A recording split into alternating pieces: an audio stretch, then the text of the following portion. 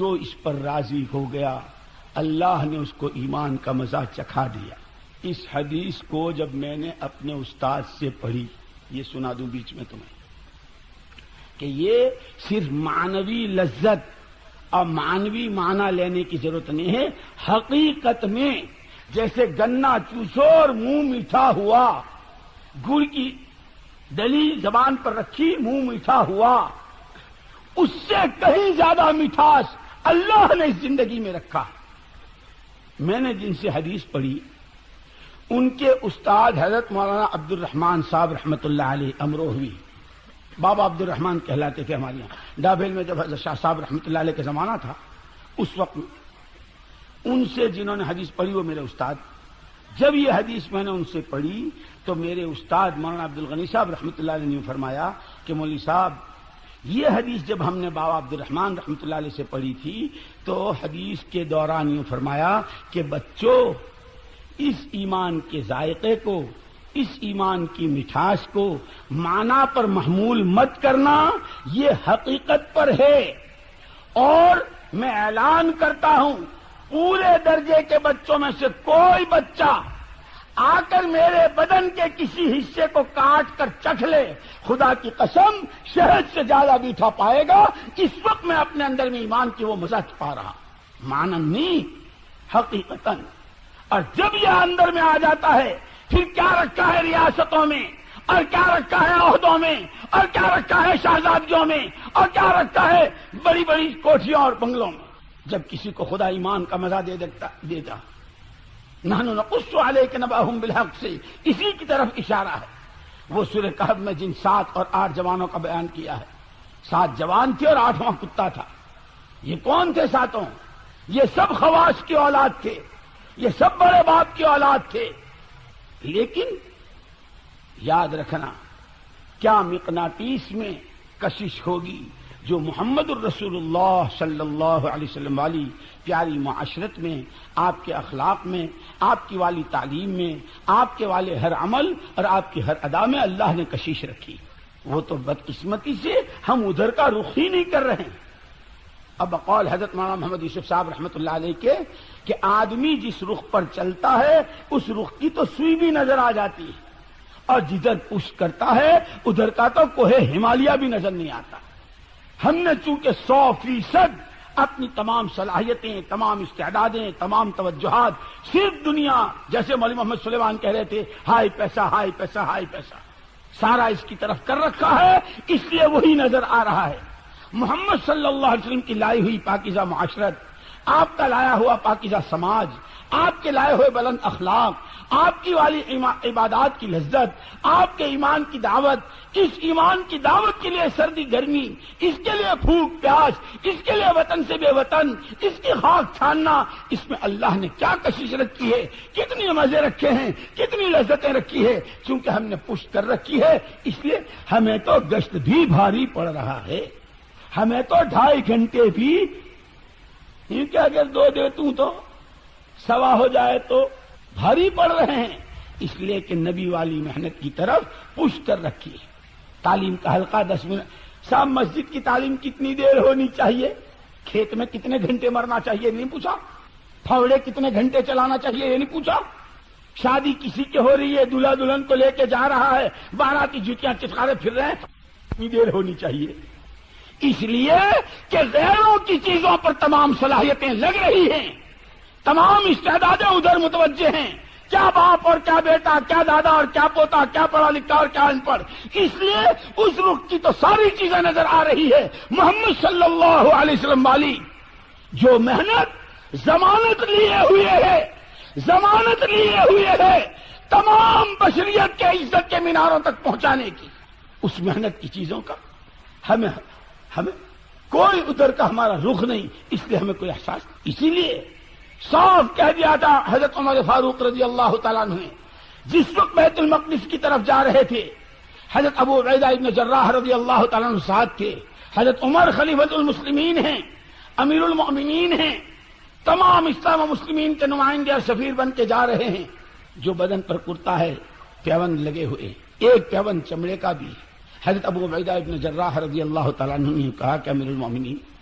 آپ ایسے علاقے میں جا رہے ہیں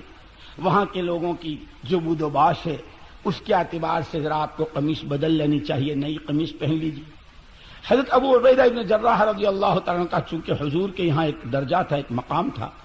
امین هذه الامت ابی عبیدہ ابن الجراح، کہ اس امت کا امین ابو عبیدہ ابن جراح ہے، یہ حضور کا ارشاد۔ ان کی رعایت میں حضرت عمر رضی اللہ تعالیٰ عنہ نے اپنی قمیص اتاری، نئی پہن لی۔ تھوڑی دور چلنے کے بعد اندر بدلتا نظر آیا، اور یوں کہیں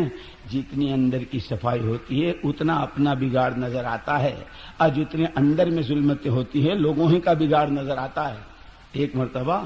نظام الدین سے ایک آدمی بھوپال گیا، اس وقت میں حضرت پیر ننھے میاں صاحب رحمۃ اللہ علیہ مجددی سلسلے کے اس وقت موجود تھے، تو اس نے جا کے وہاں تو صاحب یوں ہوتا ہے، وہاں تو صاحب یوں ہوتا ہے، لوگ سوتے رہتے ہیں اور یوں کرتے ہیں، اور بہت ساری اس نے بتائی۔ حضرت پیر ننھے میاں صاحب رحمۃ اللہ نے پوچھا، بھائی کسی کو روتے بھی دیکھا؟ مولانا یوسف صاحب رحمۃ اللہ علیہ سے بھی ملاقات ہوئی، ان کا بیان بھی سنا۔ پھر یوں فرمایا کہ اصل میں باغ ہو جتنا چاہے پھلا ہوا اور جتنی قسم کے اس میں چاہے میوے اور پھل لگے ہوئے ہوں، لیکن خنزیر جب اس میں جاتا ہے تو اسے تو گوہی کی تلاش ہوتی ہے۔ اسے کیا سروکار انگور کے خوشوں سے، اسے کیا مطلب سیب سے، اور اسے کیا مطلب آموں سے اور اس کی قسموں سے؟ کیونکہ بھائی جب اندر ہی میں گو بھرا ہوا ہو تو لوگوں کی برائیاں نظر آتی ہے۔ اپنا بگاڑ، اپنی اصلاح کا فکر، اپنے اندر کی ظلمتیں، اپنے میں عجب آ رہا ہے، اپنے میں کبر آ رہا ہے، اپنے میں خود غرضی آ رہی ہے، لوگوں کو حقیر سمجھ رہے ہیں، لوگوں کی ٹانگ کھینچنے کی فکر میں ہیں، لوگوں کی ٹوپیاں اچھالنے کی اسکیمیں اور پلاننگ کر رہے ہیں۔ یہ ظلمتیں اپنی تو اس وقت نظر آتی ہے جب اپنا اندر صاف ہو، اور جب اندر ہی سارا کالا ہو تو پھر لوگوں ہی کی برائیاں نظر آتی ہیں۔ اس لیے حضور نے فرمایا طوبا طوبا لمن شغلہ عیبہ عن عیوب الناس، بہت قابل مبارکباد ہے، بڑا خوش نصیب ہے وہ اللہ کا بندہ اور وہ اللہ کی بندی جسے اپنے عیب مشغول کر لے لوگوں کے عیب دیکھنے سے۔ بھائی میں اتنا ایسا ہوں، میں کیا لوگوں کی اصلاح کر لوں گا؟ حضرت عمر رضی اللہ تعالیٰ عنہ کیا ان کی صفائی کے کہنے، جس کے قلب کی استعدادوں کا اندازہ کہ قرآن میں تقریباً 14 جگہ ایسی کہ ایک چیز قلب عمر میں آتی ہے آسمان سے بھائی اس کی تائید کرتی ہے۔ اتنی اونچی استعداد کا حضرت عمر رضی اللہ تعالیٰ عنہ تھوڑی دیر کے بعد یوں کہتا ہے، ابو عبیدہ ہمیں ہماری پرانی قمیص دے دو، ہمیں تو ہمارا دل بدلتا نظر آئے۔ پرانی قمیص زیب تن کی، اور اس کے بعد یہ کہا، ابو عبیدہ سنو، اگر تمہاری جگہ کوئی اور ہوتا یہ مشورہ دینے والا، آپ کے لیے یوں ہونا چاہیے، آپ کے لیے یوں ہونا چاہیے، آپ تو بڑے آدمی ہیں اور آپ کے لیے یوں ہونا چاہیے۔ ابو عبیدہ اگر تمہاری جگہ کوئی اور ہوتا اتنے درے مارتا کہ خون بہا دیتا۔ نبی کی راہ سے دور کرنا چاہتے ہو؟ پھر یوں فرمایا، انا کنا اذل الناس اعزنا اللہ بالاسلام فلو نطلب العز بغیر ما اعزنا اللہ اذلنا اللہ۔ او ابو عبیدہ ہم ذلیل ترین تھے، ہم پہ معاشرت تھی، نہ ہم پہ اخلاق تھے، نہ ہم پہ توحید اور رسالت پر ایمان تھا، نہ ہم آخرت پر خدا رسول کو جانتے تھے۔ بچھو کھایا کرتے تھے، سانپ چبایا کرتے تھے، ہماری حیثیت کیا تھی؟ کوئی ہماری باغ ڈور اپنے ہاتھ میں لینے کو تیار نہیں تھا، کوئی ہمیں اپنا غلام و نوکر و چاکر بنانے کو تیار نہیں تھا۔ حضرت عمر خود کہتے ہیں کہ میری خالہ مجھے دھپ مارا کرتی تھی اور یوں کہتی تھی، ارے عمر تو دنیا میں کیا کرے گا، تجھے تو اونٹ بھی چرانے نہیں آتے۔ ابو عبیدہ انا کنا اذل الناس، ہم ذلیل ترین لوگ تھے۔ آج اگر امیر المومنین ہیں، خلیفۃ المسلمین ہیں، یہ صرف نبی کی غلامی کا صدقہ ہے، اسلام کے تاج کو سر پہ رکھنے کا صدقہ ہے۔ ہم معزز کپڑوں سے نہیں ہوئے ہیں، ہم معزز زمینداروں سے نہیں ہوں گے،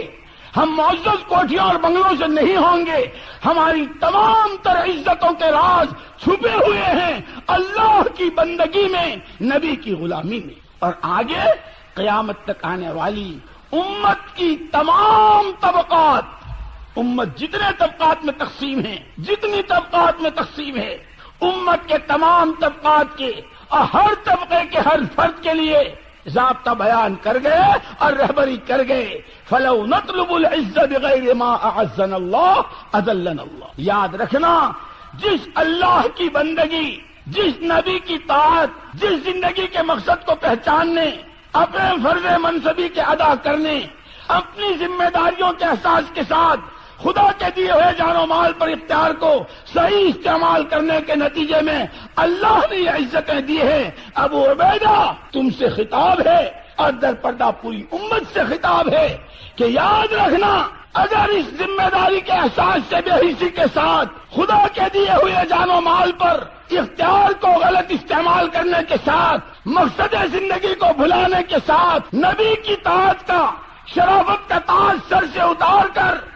اور خدا کی بندگی کو چھوڑ کر نفس اور خود پرستی اور خود غرضی اور دنیا طلبی کی راہ اگر اختیار کی، جو خدا عزت دینے پر قادر، وہ خدا دوبارہ ذلیل کر دے گا. سب کے لیے بیان کر گئے، میرے لیے بھی اور تمہارے لیے بھی اور قیامت تک آنے والے ہر ایک کے لیے.